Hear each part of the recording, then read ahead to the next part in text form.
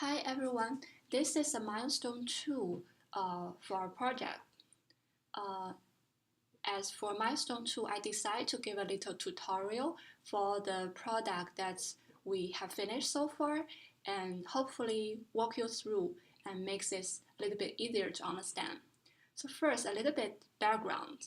So the problem we're trying to tackle is to recommend articles based on users' past experience. Um, as a biomedical researcher myself, I spent 10 years on bench work. So an important part of my daily life is to looking for publications related to my research background. And as you can see here, Pubmed, which composes more than 27 million citations, which is the largest collection for biomedical literatures. However, the search function for this website remains very basic as it only supports queries of keywords or a combination of keywords. That is not sufficient. So researchers sometimes spend quite a lot of time to looking for the publication that they really want. So in order to help them to narrow down the topic they're really related to, based on their past readings and interest, we decide to create this project called PIPA. So let me make this bigger. This is the workflow of our whole app. So it's composed of 4 components. First, we have a crawler that gets publications from Pubmed every day.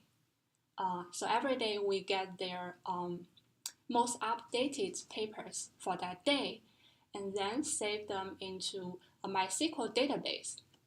And our recommender engine will retrieve paper information from the database and trained based on their similarity with natural language and processing and predict which papers, by comparison with the papers provided by the user, which papers are most similar.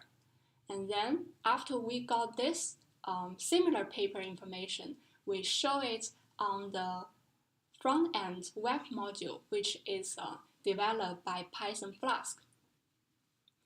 And this user interface, we can create login registration and we'll be able to take in user information and show the predicted paper for our user.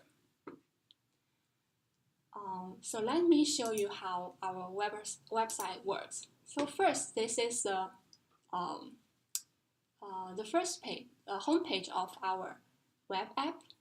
And let me first log out. And if you first got onto this web page, you can choose to register and use valid email. And you can provide a username. I'll just use my Galtech ID and first name, last name, choose a password,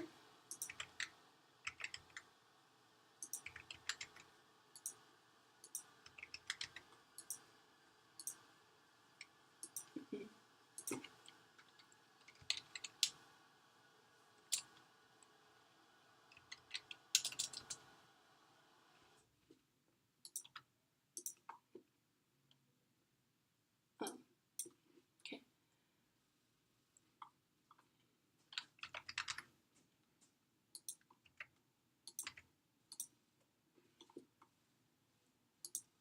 Okay, so then we can log in.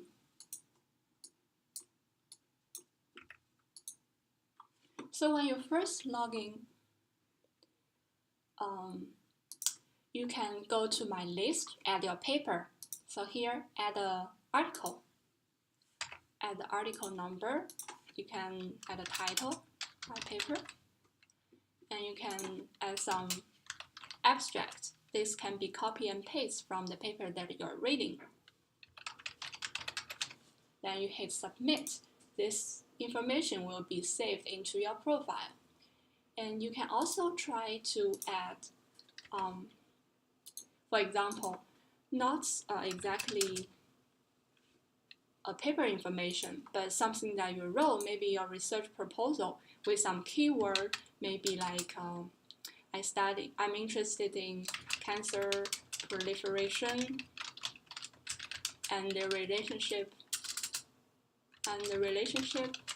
with glucose level,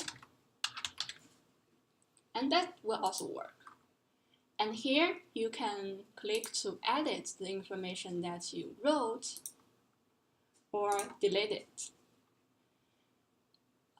Then go to the recommendations. And here you won't be able to see anything. That is because the PIPA run every day at midnight to crawl all the papers that are updated for that day and compare the new information with the paper that you have in your list. So right now, because PIPA is not running like every minute, so we won't be able to see this until a day later, like tomorrow morning. So I'm going to log out and show you with an account that I have some pre-input information. So you can also try to use this account to log in to take a look. The email is tester@tester.com and the password is tester. So we log in here, and you can check that my list composed of articles, they're all related to cancer, P53, and metabolism, oxygen, so that kind of stuff. So when I go to recommendation, you can see that these are paper I crawled down today, and also something from yesterday. It's all related to P53 and cancer, and they're ranked by the scores. So the higher scores, the more similar the papers are with the papers that in your profile. And for example, if you read this title and you think, this is interesting, I would like to know more, and you can click on the Pubmed ID that will link you to more information of this paper. And even with a full text here provided by Pubmed. So that's basically what we have done with this app, and I would like to, so the front end is pretty straightforward so far, and I would like to, if you're interested, show you our crawler and recommendation engine algorithm with how I develop it with a Python notebook. So here first I import all the necessary package, and I set up the database connection so that I can write information into and get information out of it. So the first part is going to be extract and parse data from Pubmed with a crawler. And here I set up, so usually I set up the daily max to be 4,000. That's roughly the number, how many papers are updated on Pubmed each day. And I also set up a crawler delay because as noted in the robot.txt, the crawlers visit that website should contain a delay so that you don't cause problem for people who are also trying to search manually. So I also fetch from the database of the paper that I crawled last time, so I have something to start with. And with the Pubmed ID, I composed a URL so my crawler know which website should I visit. And after I get the URL, I crawl down the information by URL lib request and hand it to Beautiful Soup. So Beautiful Soup will help me to prettify those data, and then I convert it to Unicode strings. And I parse the string and extract the paper ID and also the abstract and title based on the tag that are provided on those web page. I have to mention that usually the information on the website is messy, so I have to make sure that I do some try except so that it won't throw errors on me. And after that, I put those information into the database. So I still have them when the crawler is finished. And before I finish, I insert the last ID of the paper that I read today. And that's all about the crawler. And the second part is to train the recommendation engine with the paper that are crawled. So I also write some helper functions to help to import the articles from the database, and this is similarly, but to import the articles provided by the user.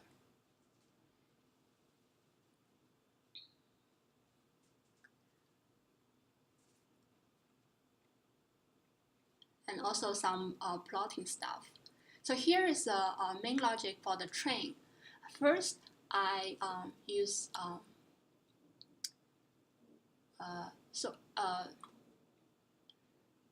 I first combine the user paper called user pool and all the articles I crawl down called daily pool.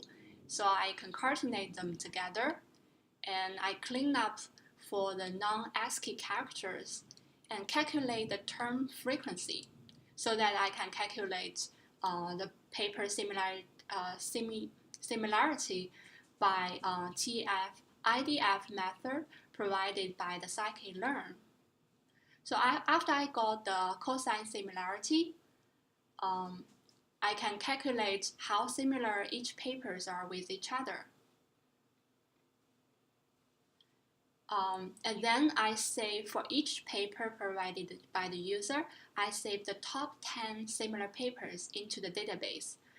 The reason why I save 10 of them is because 10 is more than enough for me to do any later on process. For example, to show on the website after ranking. So for the 10 papers that I found, I just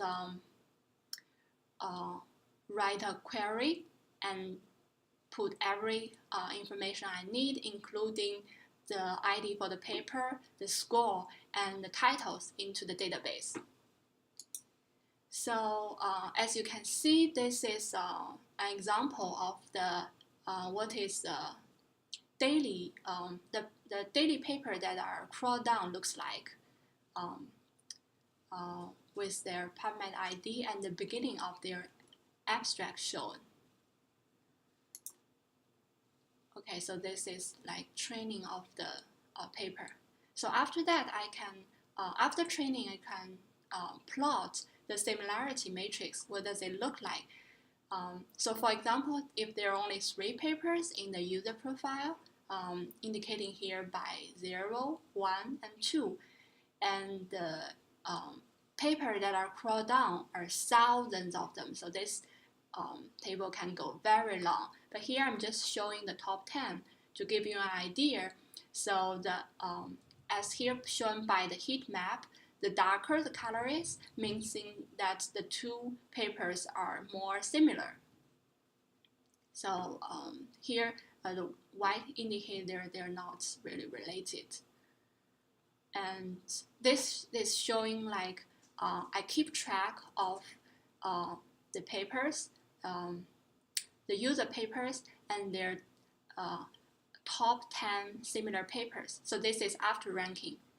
And this is their corresponding scores for each of the similar papers. And this is the heat map after sorting. So here you can also see the scales become wider.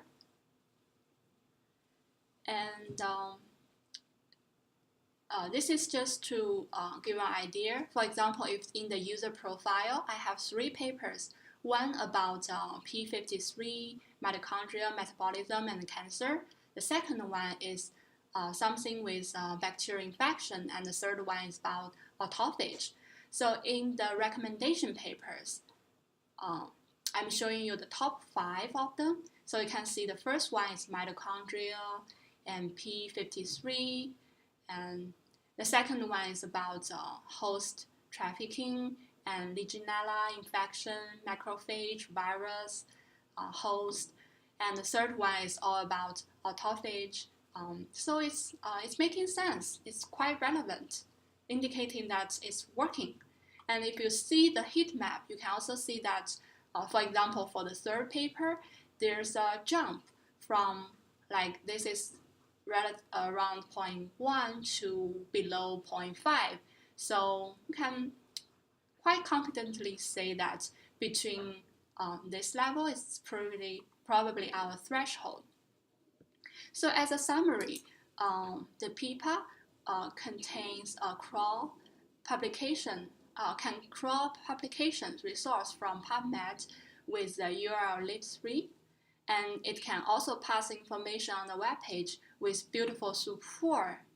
It calculates similarity with scikit-learn TF-IDF algorithm, and it can read and write database accessing MySQL. So far the web app is up running after launch into PIPA pythonanywhere.com. But there is something we're looking forward to improve in the future. So the first thing is to scale up to more data resources. This included more biomedical resources and database, and this can also be expanded to other research areas such as like environment, physics, or computer sciences. And the second is we should try to improve the recommendation accuracy by testing some other recommendation similarity algorithm, such as Euclidean distance and something else. So right now it's based on the natural language processing, the very popular package called TF-IDF, but we could possibly also try something else, or even trying to tune the parameters for optimization. And the third one is when our app have more and more users, we can try to include collaborative filtering. So that is to say, like here, we try to recommend papers based on trying to perceive what papers are similar to the paper that you interested. But later on, we can try to see like what papers does other users read, especially the users that have similar behavior with you. So that could possibly give you very interesting suggestions, especially like emerging trends which are not noticed before. And finally, we can try to add more features to the front end. For example, set up email alerts to the user's provided email instead of asking them to check back every day. And we can try to let the user set their preference and their scoring and their numbers of recommendation papers each day. And we can also try to like make this maybe a mobile app and allow the users to check the publications no matter where they are with their smartphone. So thanks for watching our Milestone 2, and I'm glad to take any feedback. Thank you.